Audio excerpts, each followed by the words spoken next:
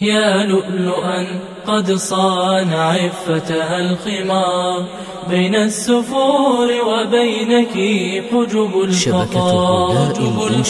يا لؤلؤا زاد العفاف بريقها، وهدى الكتاب يظلها ظل المحار. أنت كمثل البدر يبرق نوره رغم السحائب دونه مثل الستار. أنت كمثل النجم في لمعانه رغم الظلام يلفه لف السوار. من كان مثلك لا يعاب حياؤها، وهل الشموس تعاب في وضح النهار؟ يرمون بالقول القبيح حياءك، ويرون في إيمانك جهلا وعار.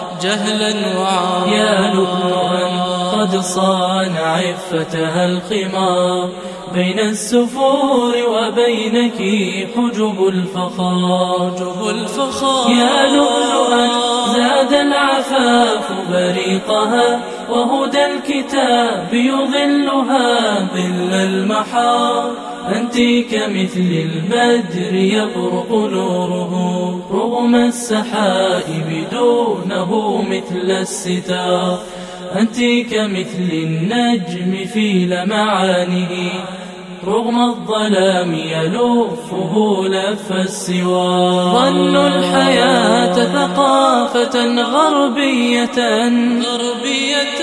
وبأن في تقاليدها عز الديار. أولم يروا أن الضياع يسوقهم نحو الهلاك، يذيقهم كأس الدمار. يا لؤلؤا قد صان عفتها الخمار، بين السفور وبينك حجب الفخار.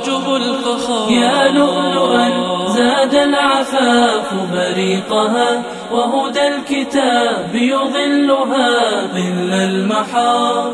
أنت كمثل البدر يبرق نوره رغم السحائب دونه مثل الستار. أنت كمثل النجم في لمعانه رغم الظلام يلفه لف السوار. ردي أباطيل الطغاة وأبحري بالدين، لا تخشين أمواج البحار. ولتشمخي بالدين حتى تسعدي، وامضي به في دربك أسمى شعار. يا لؤلؤا قد صان عفتها الخمار، بين السفور وبينك حجب الفخار. يا لؤلؤا زاد العفاف بريقها، وهدى الكتاب يظلها ظل المحار.